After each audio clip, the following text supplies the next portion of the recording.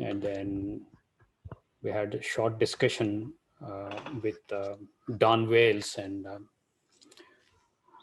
then we came up with this idea: why don't we teach John, Gospel of John, or Gospel according to John? So I hope it helps you as much as it helps me, because I'm forced to study. And the way I want to present it is line by line and verse by verse, and maybe word by word. That way we don't miss any of the verses in Gospel of John. And for every Christian, Gospel of John is foundation. And all the four Gospels are foundation, part of the foundation, but Gospel of John is very unique. So today I want to take time to introduce the Gospel of John book as a whole and compare the book with other three Gospels, and also present its place in the entire Bible from Genesis to Revelation. And next time we will start with actual John chapter 1, verse 1. That's the idea, that's the plan.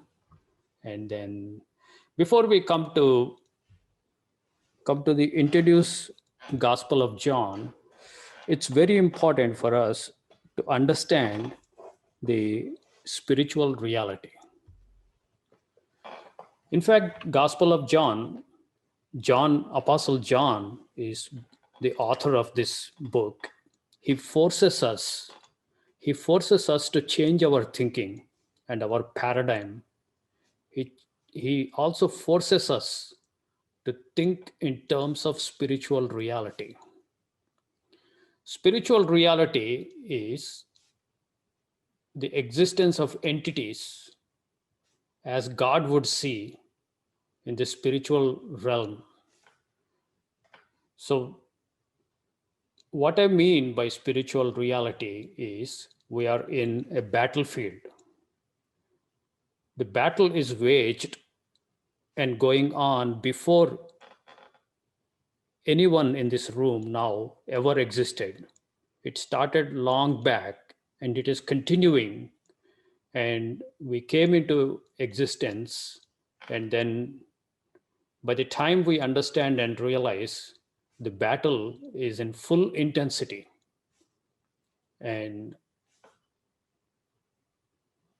in this battle, there is one side, God and his son and the truth, and the other side is enemy's camp, which is lying, falsehood, and betrayal, backstabbing, and malice, and all wickedness. And the perversion and deception is the enemy's game and enemy's goal. And while enemy makes lots of efforts to fabricate lies, and deception, God, on the other hand, would not put efforts in that direction, because what he says is truth and what he says is reality. He simply states truth,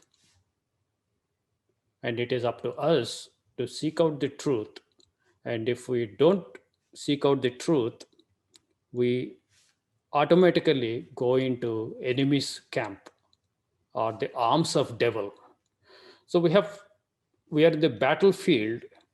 And when we come to New Testament scriptures, especially Gospel of John, almost every verse is hijacked. For every verse, there is an alternate explanation, an alternate take, other than what God intends, is already put in circulation, and enough people, devil got them to believe. And now, almost towards the end of the age, we are in a place in time, then we are almost in a pit of snakes, deception everywhere, and every verse is obscured. And it is a challenge, really a great challenge, to discern and understand what God is communicating to us, to you and me, through this book called Gospel of John. Now, in Genesis, when God commanded, God simply said the fact, and he gave the command, and very popular verse, a Garden of Eden. And the Lord God commanded the man, saying, of every tree of the garden you may freely eat, but the tree of knowledge of good and evil, you shall not eat of it. For in the day that you eat thereof, you shall surely die. It's a plain statement. God makes a statement, don't eat the tree. And in that day you eat, you shall surely die. And then the devil comes and tells exact opposite. And the serpent said unto the woman, ye shall not surely die. You can see here how blatant the devil is. God said, you shall surely die. And here, you shall surely not die. You shall not surely die. So devil is an opposite camp. If it works, he blatantly attacks and negates what God says. But he also goes one step ahead in deceiving our first parents. For God knows that in the day that ye eat thereof, then your eyes shall be opened, and ye shall be as gods, knowing good and evil.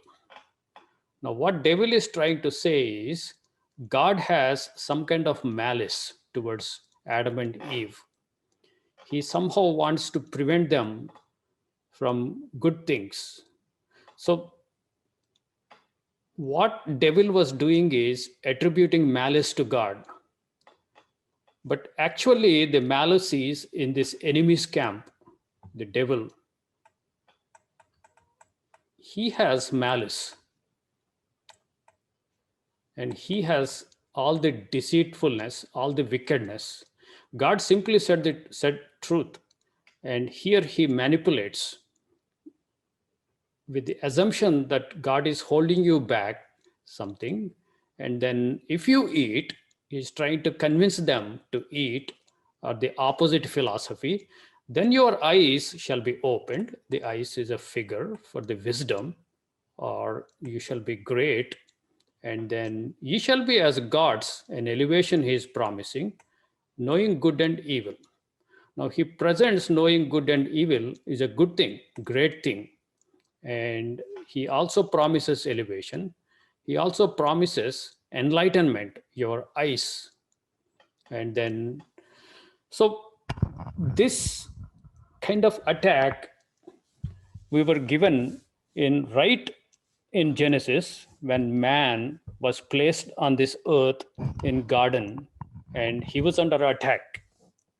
And we see the same devil attacking in a similar fashion. He first tries to negate everything God says, and then he tries to pervert what God says. And Adam and Eve should have not only listened and to God, they should have remembered what God said. And not only remembering what God said, they have to hold on to that and also treasure up what God said. And they should be watchful of the enemy, which they failed. So, and you and I know the story.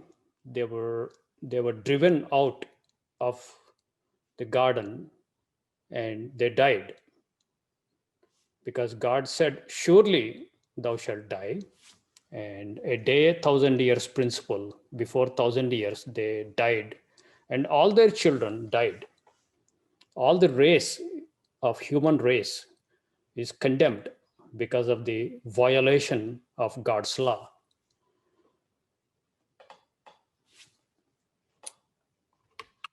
And the death penalty is still there, hanging on everybody. And then God, out of his great grace, He provides life. He made a provision for life. But the enemy doesn't want you to have life. Enemy wants to rob everything, every well-being that would happen to you. So Adam and Eve should have bound themselves to the truth.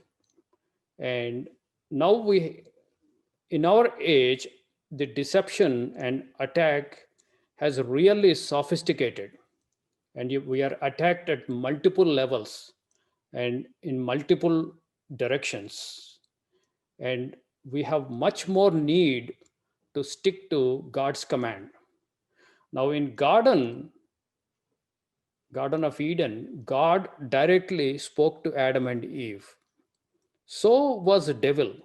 He directly spoke. There was an auditory communication from both camps. Now, when we come to this age, there is no direct auditory communication. We have the wealth of scriptures with us. That's how God speaks. We have a written word and we have God's spirit. Both both ammunitions we have to resist the attack of the devil. Now, that's what Jesus says. When he was attacked by devil, he, instead of even Adam yielding to devil and believing his lie, Jesus relied on the word of God. The word of God. Now here he replies to every temptation of devil. He replied and he answered and said, "It is written, man shall not live by bread alone, but by every word that proceeds out of mouth of God. It is written." And then second time he says, "It is written again, thou shalt not tempt the Lord thy God." Then Jesus said unto him, "Get behind me, Satan, for it is written, thou shalt worship the Lord thy God, and him only thou shalt serve." Then the devil leaves him, couldn't do anything because he's sticking himself to the truth, the written word. The written word, which you and I have in our laps, we call it Bible, is, is the anchor which we should have in order to defeat this enemy. We are in battlefield. We need the written word of God. That's where really we need to put our noses in Bibles and try to discern what God is communicating. And Jesus, of course, is called Word of God. He knows all the scriptures. He is able to quote it. But you and me, we are not even well versed with the verses. And then we have not only knowledge of the verses, but we have to understand, and not only just understand, we have to discern what is happening, how devil is attacking us.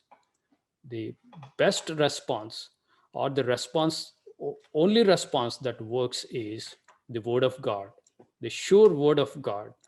If Jesus could defeat the devil with the written word, you and I can defeat the enemy and stand with God. In fact, continue our standing with the right standing with God. So the word of God is very essential. And word of God is not for lazy people. Word of God is for active people who have desire to know God, desire to understand God, desire to learn what God is communicating to us.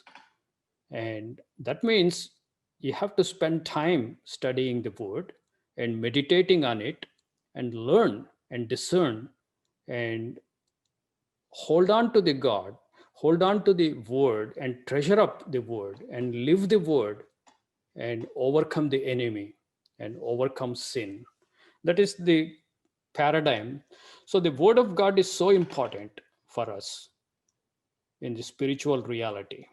That is one of the reasons uh, I have picked up Gospel of John to go through line by line and verse by verse so that we understand what is the written word and what God is saying to us. so that we can better equipped and better prepare ourselves when this similar encounter happens. We, instead of falling as our first parents, we would be victorious as our Lord Jesus Christ was. And coming to Gospel of John, there are few interesting facts. The primary motive of Gospel of John is to present Jesus as the Son of God. The other three Gospels have their own different goals for the writers of the Gospel, and Matthew was mostly focusing to present him as a king, and Mark as Son of Man, and Luke has his own version, but John has this version of Son of God.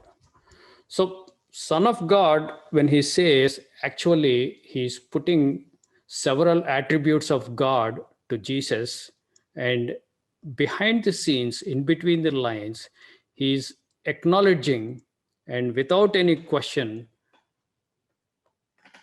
communicating to us the divinity of Jesus Christ.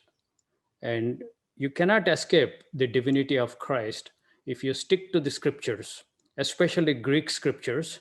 And even in English translation, nobody can miss that. So as we go through book of John, there is a warning. Even people who believe in the divinity of Christ sometimes may get offended. So I want you to be prepared for this.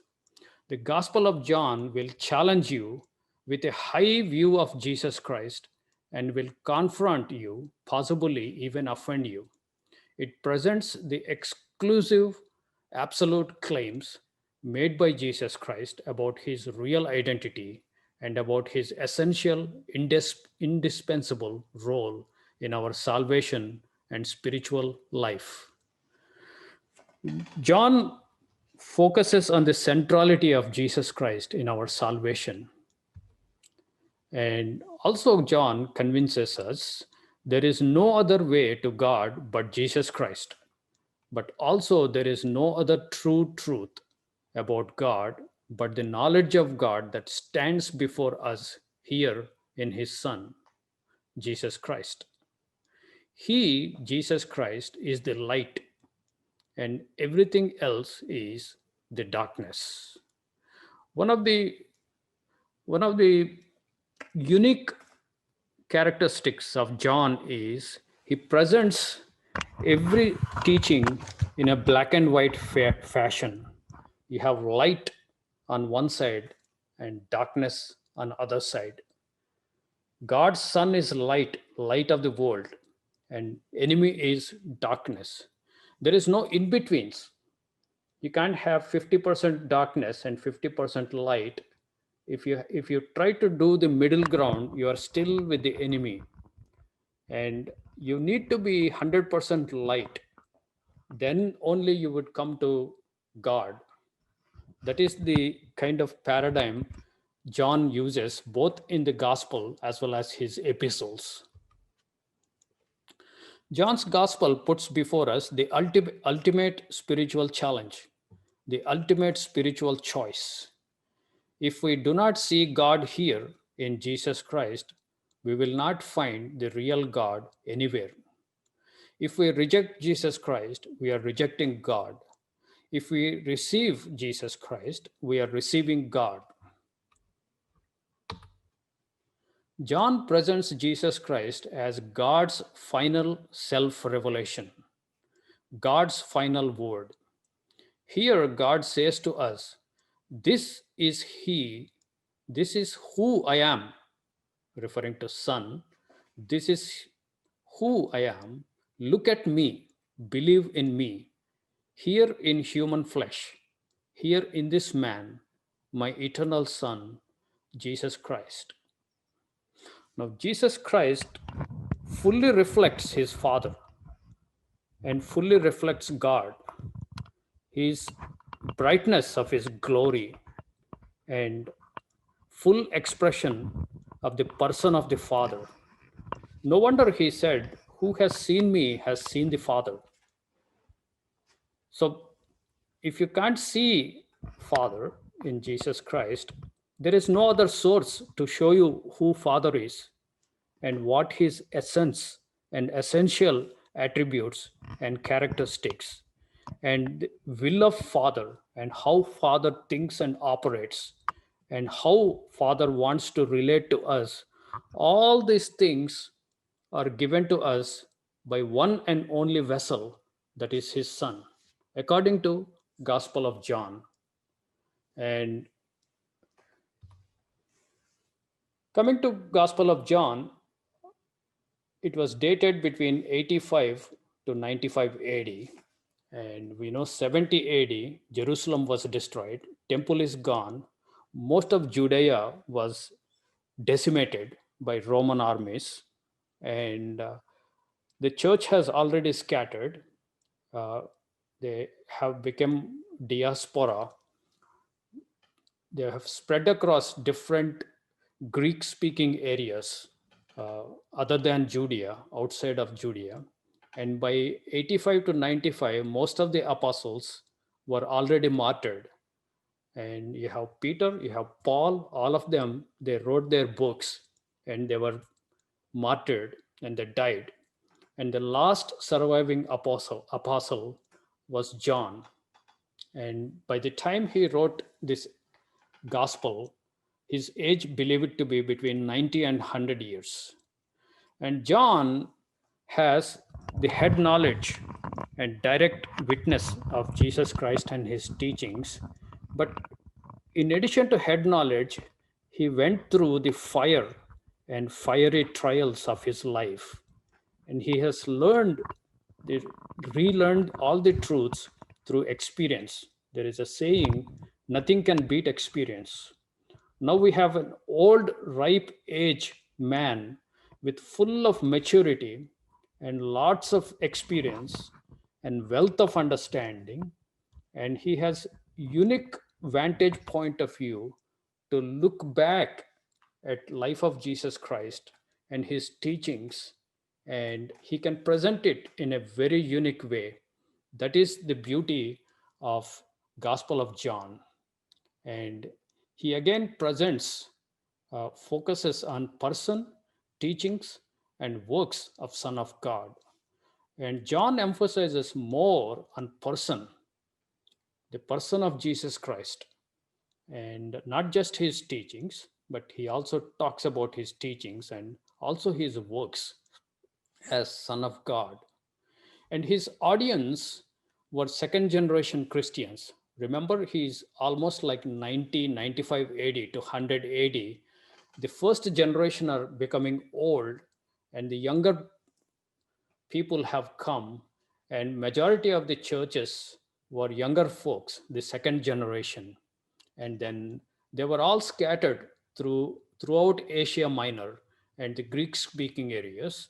And that's why he writes his gospel to Greek audience.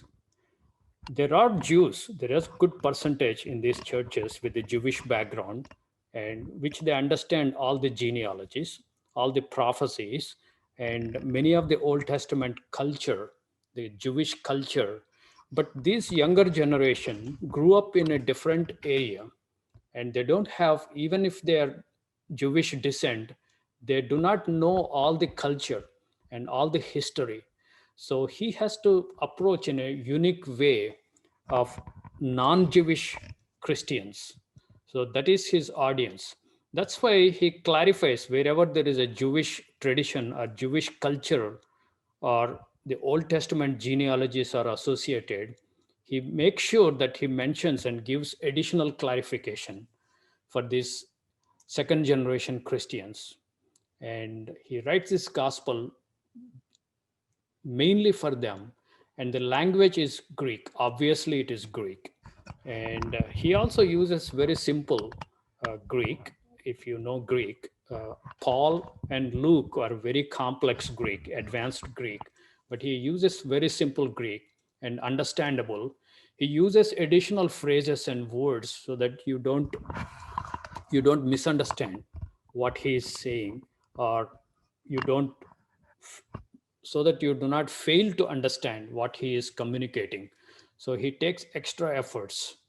And distinction from other gospels, the main thing is divinity of Jesus Christ was his focus. And also enemies. Initial first generation, the Judaizers were the worst enemy. Apostle Paul and other apostles, they were fighting Judaizers who want to take Christians back to Judaism. And when the second generation came into existence, Judaizers did not disappear. They were still active, but you have a new enemy, that is Gnostics. Gnostics were a different breed and different philosophy, and both are enemies of the truth, enemies of the true gospel.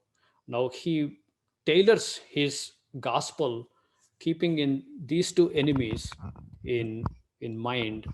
And especially when he comes to his epistles, 1st, 2nd, 3rd John, he is more focused on countering Gnostic philosophy.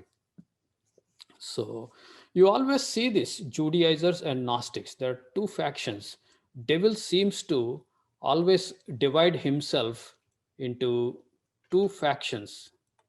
Now here is God, and then he has vessel, his son, and then you have apostles,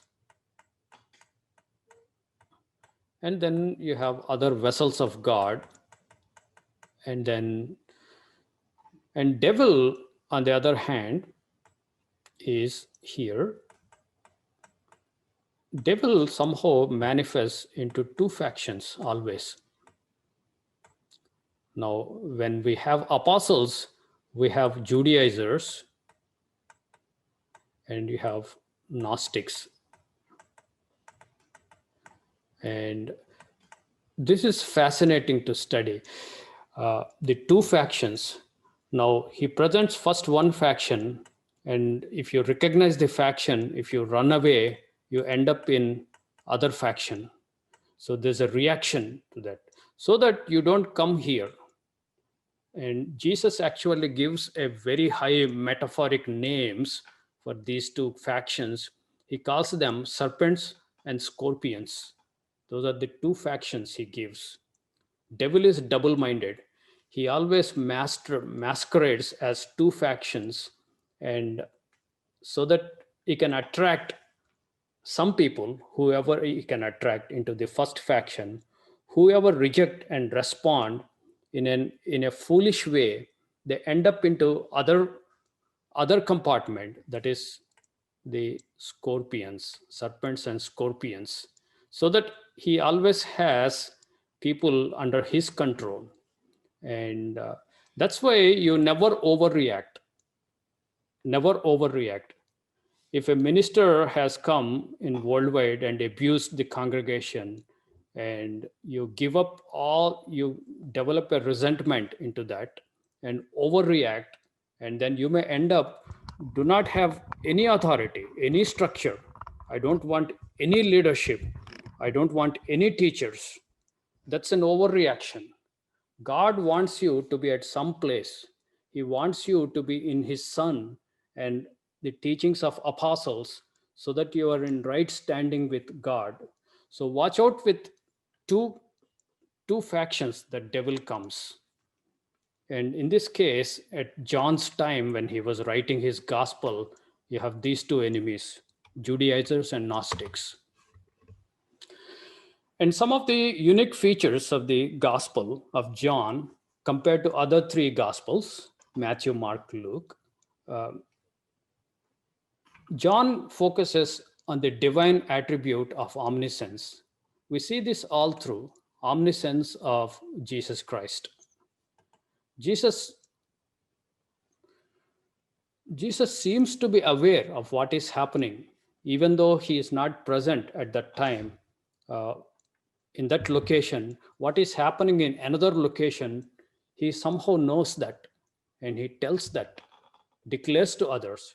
When Lazarus is dead, nobody knew, but he tells his disciples he's dead. When the Samaritan woman leaves him at the well and goes out and talks to the villagers, and all villagers are preparing and try to come, he tells his disciples, the harvest is ready. See. And same is with the miracles, like the the nobleman, when he asks to heal his son, go and go your way, your son would live. And he travels for a day or two, and then he meets his servants coming from his home and tells him, your son is alive. Now, at what time the sickness left him? And it is exactly same hour when Jesus said, your son lives. So Jesus does not need to be present physically at every location. He has that omniscience. We will see this more as we study. And also, he was not praying, he was asking God. Now, in English Bible, it might say he was praying to God, but the word, Greek word, is not proseuchomai, which is general word for praying. It is always another Greek word, erota, that is asking. Because here Jesus has multiple aspects to his person. He is fully God and fully man. As a man, he always needed to depend on God. He has to pray. That is other three gospels.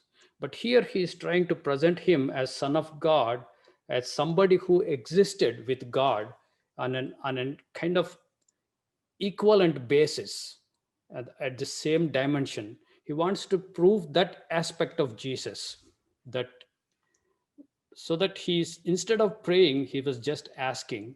And son, the word son or son of God, John uses exclusively for Jesus Christ. And other gospels and apostles sometimes call us as sons of God, but John does not. And he uses a different word, teknon, that is children. We are called children of God. So there's a distinction. And here, only in Gospel of John, we see about crucifixion, Jesus declares he lays down his life and no one takes it from him. I lay down my life and I also take it from. This is one of the attributes of divinity. As a man, you do not lay down your life and take it back. But as a God, you can. And God, John also uses signs instead of miracles. All three gospels uses miracles, but he says signs. Sign is something, signifies something else. A sign stands for something else. So behind the miracles, there is some other deeper truths being revealed. So John is more focused on telling us and helping us to see the deeper teachings behind each of the works, wondrous works that Son of God did. And what is absent in this gospel but present in the other three gospels? Transfiguration is absent, sufferings of Son of Man, and temptation in the wilderness, and agony in the garden. These are all attributes of man. As a man, Son of Man, he suffered these things, and he has to show his disciples uh, the transfiguration and the resurrection and the hope. But here he is more presented as God in flesh or Son of God. So that is the fundamental difference between these two gospel, this gospel and other three.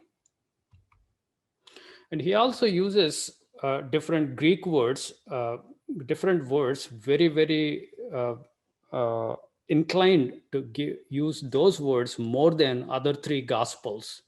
Just go through the list. This is very important when you see, when you study through the Gospel of John. He uses the word abide. The word abide is Greek meno. This is like remain, abide, and continue, and hold on to, or keep connected to God or Son of God. So he focuses on that. the need to hold on to God, remain connected. It is like you have to be plugged into God. So that is the concept. And he uses 41 times compared to other three gospels. And then we have believe, pistuo, he uses 99 times. And he uses also father, it is pater, 121 times. And and he uses the word flesh, which is Greek sarx, is very important. He uses 13 times compared to other three gospels. Sarx is flesh, and you have pneuma, P-N-U, pneuma is spirit.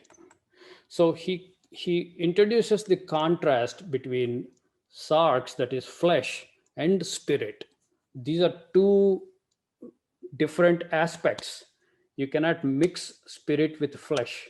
He makes an important distinction. He presents that. In fact, he draws it from Jesus Christ's teachings. And this is a huge deviation or huge difference between the Old Testament scriptures. And when Jesus begins to teach, he introduces this huge, big difference between flesh and spirit. And he also uses doxa, that is glorify, 37 times. And he also uses Jews because he has to explain this is a Jewish custom. Remember, he is writing this letter to Greek audience, and some of them are Jewish descent, but they did not grow up in Judea. So they are not familiar with the cultural aspects. So he takes time. This is according to Jews, according to the tradition of Jews. And Jews would do this. So that's how he uses it for clarification of non-Jewish Christians. And he also uses, interestingly, know, the word. There are two Greek words, ida and ginesko. So he uses like significantly more times than other three gospels. The word know is a very fascinating, interesting word. The know is always associated with covenant. We will discuss this in a more elaborate way. When God says, O house of Israel, you only I know of all the families of earth. So when he says no, it does not mean he doesn't know any of the Gentile nations. He knows, obviously. The word know is always used in the covenantal context. In the Sinai covenant, Israel has become a covenanted people, and Yahweh was their God. So they were in a covenant relationship. That's why he says, I know you, O house of Israel. Similarly, Adam knew his wife. It's a marriage, it's a covenant. And Jesus also mentioned, my sheep know my voice. The knowing, it goes all the way. So he kind of lays foundation for the covenant. He also uses light, which is force, 23 times compared to other gospels. And then he also uses life, zoe. This is an important word, zoe. Zoe is life, and there is a second word in Greek, which is bios. This also unfortunately translated into life in English translations. This is where real confusion comes. Now, Jesus would say, seek life in many verses, and some verses he says, don't seek life. If you seek life, you will die, you will not enter into kingdom. In English, it is very confusing why he is asking us to seek life, and at some set of scriptures and other scriptures he is discouraging us. The Greek really comes in handy to help us to understand when he asks us to seek life, that is Zoe. Zoe is a picture of eternal life, life aeonian. And bios, Zoe is, we can have zoo, zoological, all those English derivatives come from zoe, which you can say life sciences is zoology. So it's a zoe, but where he discourages us is bios. Bios is like biology. We have biology, and it's physical. It's a physical life. It's a flesh and blood life. So bios is a picture of physical life. It's a limited life. We have the birth certificate where we are born and begin to exist, and we have death certificate where we cease to exist. That is bias between our birth and death certificates. But Zoe is eternal life. His focus, when he says life, seek life, it is Zoe. It is always Zoe. When he declares, I am the way, truth, and life, the word life is Zoe, not bias. So this helps very good clarity for the Greek words. And he uses significantly more times, 68 times, the word for truth, aletheia. I have combined all the other forms of aletheia. So aletheia is really a, an interesting Greek word. And aletheia comes from a Greek word called lanthano. Lanthano means to cover, to cover or hide or make it obscure. And just like our English, when you put a in front of a word, it negates that word. So all lanthano is aletheia, that is truth. Truth is reality. Truth is the facts. Truth is facts. Everything uncovered, whatever is covered up, you remove the cover and show it as it is. That is truth. That is aletheia in Greek, and he uses significantly more number of times. And aletheia, interestingly, it it changes all our theology. And if you study in Greek, same verses would just open themselves up with rich meaning that God is trying to communicate to us. And we would see some of the blatant errors in English translations when we come to this word as we go through John. And another word he uses 47 times is witnessing. Martyrio is the verb where you witness. That's where we got our word martyr. The martyr, you die for your faith. You are bearing witness, and you are even willing to lay down your life. It's all witness. It's very important. You have to confess before men, Son of God.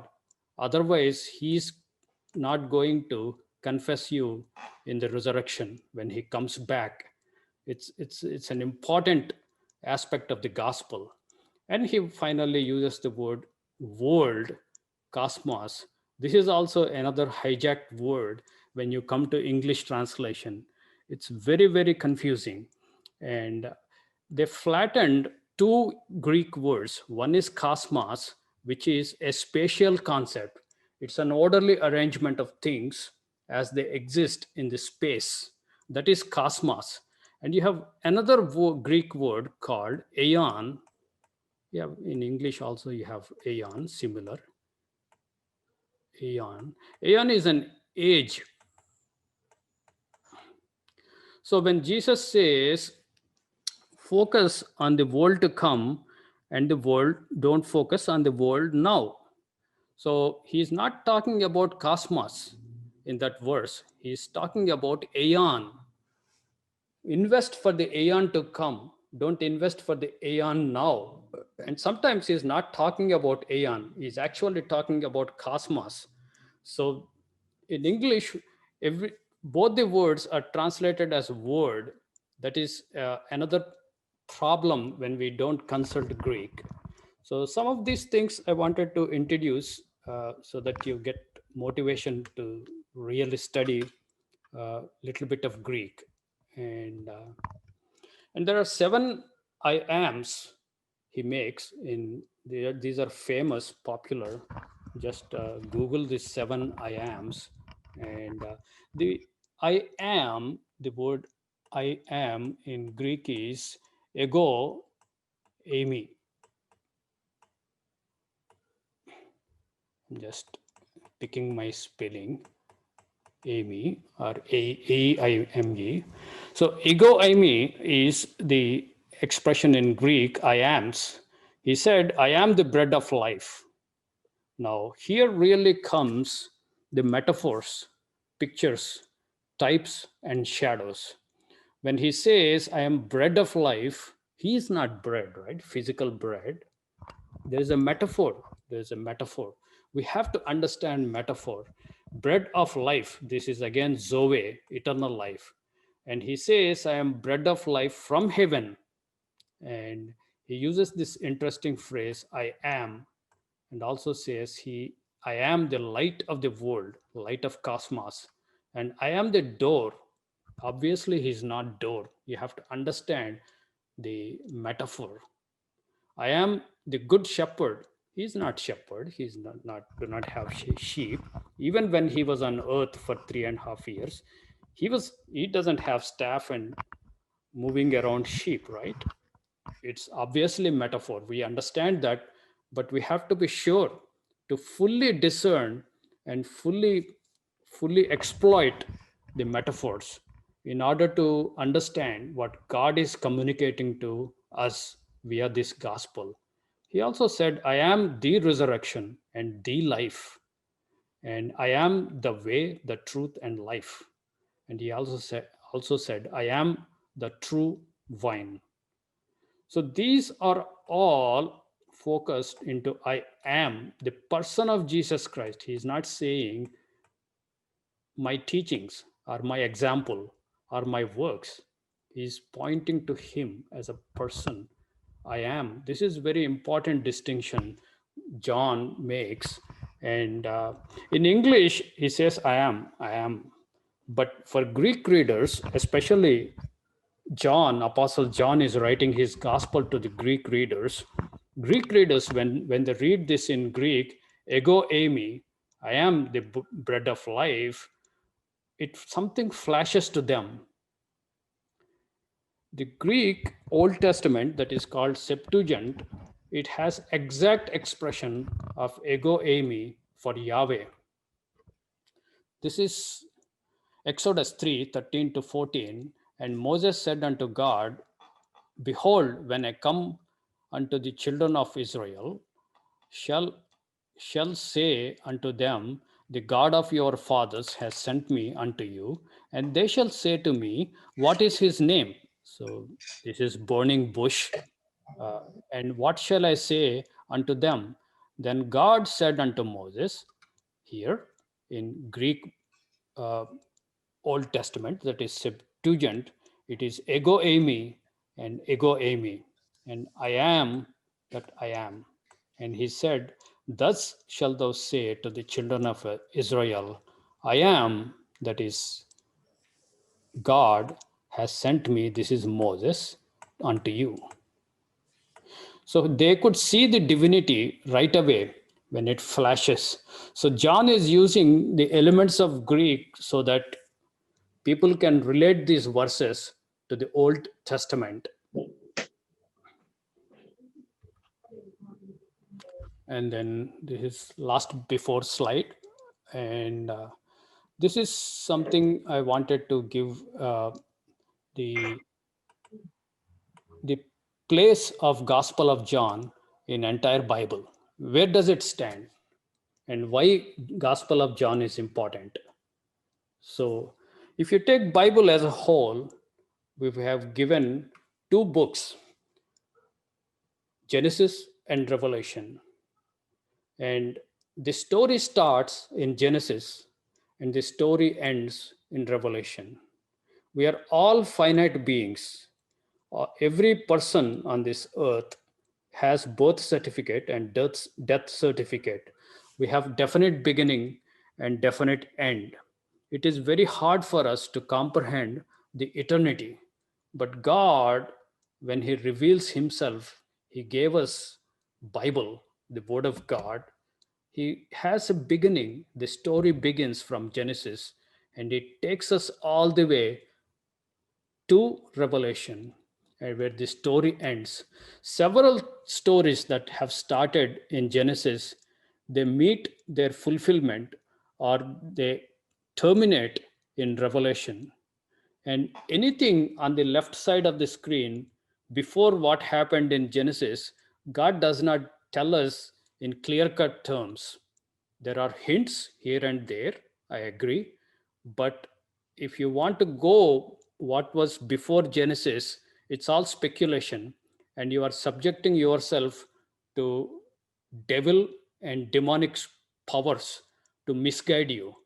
When word of God is not clear, better stay away. Start with Genesis and stay within Genesis. And same thing is for Revelation. Up to Revelation, God gives, and He gives clues and hints what is beyond Revelation. But other than clues, we don't have clear cut things what would happen after Revelation. What is his next step in his plan? He does not tell us. So let us not speculate. Let us stay within the story. And there is a main story that flows from Genesis to Revelation. There is a single thought, single story, single God, single Spirit of God moving us from first book to the last book. It's just fascinating how all the books, all the stories just harmonize with each other. We have several authors separated by times, ages, and geographical locations, and they don't have cell phones also to communicate with one another, but they're all testimonies. They just agree. It's a perfect harmony. And here comes the first four books. And when Genesis is happening, you have almost flood is over, Noah is there, and you have table of nations, and much of the history already happened in the first book, if you take. But who is recording? Nobody. And when comes to Exodus, almost like children of God is ready to leave, depart from Egypt. At that time, the technology was available to write on the on a not a paper. It is called papyrus, and Moses believed to have written on direct dictation from God. So you have first five books we call Pentateuch, and it was written on papyrus, and the language was Paleo Hebrew, and that language is extinct, gone. Very few people know it. They claim to know it, but I doubt if anybody really knows. The problem with papyrus is it lasts only for a generation maximum. When the next generation, if they want to read, they have to rewrite the copies. You get a fresh papyrus. It's a vegetative source. It's like a grass like weed that grows on Nile River, believed to be in Egypt. So they would synthesize that and put in both lengthwise and breadthwise, and they press it and make it into a sheet, and they would write with some form of ink. So papyrus goes bad very fast, and every few years, like maybe every decade, they have to rewrite the whole scriptures on fresh copy of papyrus, and the old one is gone. So that's how things were. And then as we progress, we have law and the prophets. We have major prophets and minor prophets. And then once we are on the minor prophets, Israel has gone into captivity, northern Israel, and southern Judah also went into captivity, Babylonian captivity. But Judah returns. When Judah returns, they lost this Paleo Hebrew. They have one hybrid language called Aramaic, and you have Old Testament books were all written and canonized by Ezra, and then again papyrus, and it is Aramaic. And then once you have law and the prophets and Psalms, these are covered under Psalms, the Psalms, Proverbs, in fact, Job and Ruth and several Chronicles, they were all clubbed under the title Psalms. So we have three groups: law, prophets, and Psalms. And then at this point, all the Old Testament, up from Genesis to Malachi, they were all translated into Greek by 70 scholars, believed to be. The word Septuagint means 70. So 70 translated from Hebrew to, in fact, technically it is Aramaic, from Aramaic to Greek, and again papyrus. This has to be constantly copied. So the Old Testament Greek came into existence about 300 BC, 250 to 300 BC, and whole Old Testament is translated into Greek, and we still have this Greek Septuagint today. And then we have Gospels, the four Gospels. And if you if you look at these books, every book covered one aspect in the history. But when you come to Gospels, there are four different witnesses of the same event. In fact, if you compare all these books, they lasted for hundreds of years. They covered hundreds of years of history, centuries. But when you come to Gospels, the whole thing is just 3.5 years of teachings of Jesus Christ. Or you can say 33 years. But I would say mostly the teachings of Jesus, only 3.5 years. So compared to this large span of history, something significant has happened in just 3.5 years, or you can say 33 years. The 33 years, God gives us four accounts that itself tells us something significantly important has happened in this short span of time. And God inspired the writers of Bible to give us four accounts. You have Gospels, Matthew, Mark, Luke, and John. And then after Jesus, his disciples and apostles take up, and you have book of Acts, and then epistles, and after the epistles, the book of Revelation. And once the Revelation is finished, Apostle John believed to be uh, canonized all the New Testament books. And when he canonized, he wrote them in Greek. So we have Greek papyrus. And were there in the time of John Hebrew version of New Testament?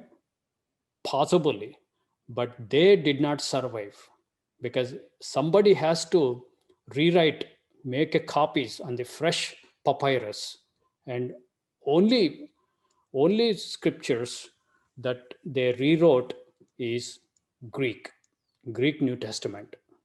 So today, when we come here, all we have is copies of copies of copies of Greek New Testament and Greek Old Testament and Aramaic Old Testament.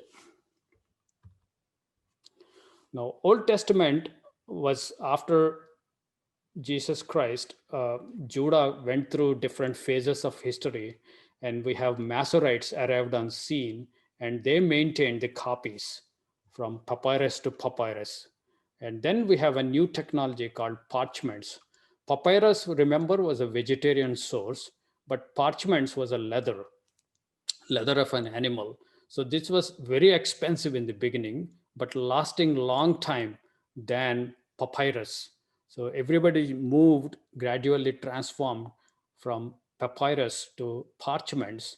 And parchment is no significantly better. They also go bad. So you have to rewrite. That's why you have people called scribes. The scribes would rewrite this. So New Testament obviously also moved to parchments as well as Old Testament. And then when we come to New Testament in our age, we have uh, three main manuscripts, Textus Receptus, Textus Sinaiticus, and Vaticanus. Textus Receptus is 99% of the manuscripts we have scattered across geographically. All of them agree, and all of them are used by Christians all through the centuries. And most Christians, they have rejected these two versions as perverted by Gnostics and later on Catholics. And so this is the authority source, the Textus Recepticus. So I would be consulting Textus Recepticus. And then you have English Bibles. These two Bibles were translated from Textus Recepticus, King James and Geneva Bible. And all your new Bibles were either Sinaiticus or Vaticanus or some derivative of these verses. And so I will be following King James and Textus Recepticus. And if you are used to follow your own Bible, other version, just stick to it. Don't change. Whatever Bible you are familiar with, just follow that. Since we would be consulting Greek, you are good, like you get the full coverage of the Bible. So here, an interesting thing Jesus says, he said, "These are the words which I spoke unto you while I was yet with you, that all things must be fulfilled." Me. All things must be fulfilled which were written in the law of Moses, that is law here, these books, and the prophets, these books, major and minor prophets, and Psalms, these books. So what he was saying, it's an interesting thing. While I was with you, all things must be fulfilled which were written in the law of Moses and prophets and Psalms concerning me. This is important. He's saying concerning him, all of these books were written and those have to be fulfilled. And if you take a electronic Bible and look for Jesus Christ for the hit, you would not get a single hit on these books, law, prophets, and Psalms. Yet he says, things are written about me on these three groups of books and which have to be fulfilled. And that's why computer is not helpful in some ways, because he was written in all these books in types and shadows and in pictures and in prophecies. He was there. They are full and rich with the prophecies. In fact, all these books were looking forward to the arrival of Messiah, arrival of Jesus Christ or Yeshua or Yehoshua. So they were looking forward in this direction for this arrival. And then something significant thing happens. What all they are looking for happens so short time, and so much was given and taught. And then you have apostles have to follow up and write books and epistles to explain just what has happened. So all these books were looking forward to arrival of Messiah, and all these books are looking backward to what just happened. So gospels take the central place. That is what the climax, that is where the peak of the whole story, that is woven from Genesis to Revelation. And then Revelation is the ending book. So that's why he says mere computer science would not help you. You need Holy Spirit of God. That's what he is saying here. Then opened he their understanding, that they might understand the scriptures. You need Spirit of Father and Spirit of Son. You need Holy Spirit, which is combination of both of them. And if you really want to understand the whole Old Testament, Gospels, as well as epistles, and the incredible typology and symbology in Revelation, you need Spirit of God. Pray often, pray every day, ask God for His Spirit. Then you begin to see and begin to understand the scriptures really the way God wants you to understand. And you have to see God and His Son in all these scriptures. in types, shadows, pictures, and metaphors. This is very important that we rightly divide the word of God. And what to expect from this series? Uh, Verse by verse study so that we don't miss a single verse from Gospel of John, and no private interpretation. Scripture interprets scripture. That is my approach. I don't do the guesswork. I just stick to the scriptures. And I would put my efforts to define and explain metaphors, types, shadows, pictures, all of them as much as I understand now. And you can always take them further, and you can overtake me, and perhaps you can help the presentation with your unique understanding. Some of these areas you may know more than me. So, and we refer constantly from Old Testament and New Testament scriptures that are related to the verse. And I would try to establish centrality of Jesus Christ for our salvation. And I'll also try to give a good overview of the new covenant which Jesus Christ made. When we take Passover, we read scripture every time we take Passover. This is my blood. Take and drink this wine, this cup. This is my blood in new covenant. He said, new covenant. That blood has strong tying up with this new covenant, which Son of God makes. This is an interesting hidden topic. If you are from worldwide background, probably you have, they never cared to explain this. So we will take some time and clarify English words from Greek wherever necessary, and bring nuances and force of Greek whenever necessary. Sometimes sentence in Greek has some force and some nuances which are lost in translation. I'm not blaming translators every time. It is simply not possible to translate every nuance into English.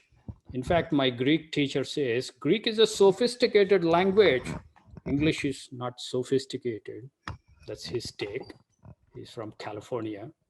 His mother tongue is English, but he still makes this uh, assertion.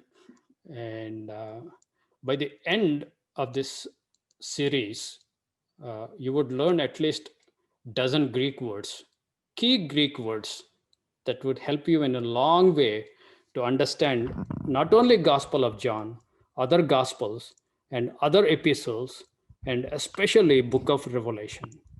In John, Jesus Christ introduces so much symbology, and that helps to understand and discern Book of Revelation. So this might take any comments or questions. I will open up the room to Don. Back to you.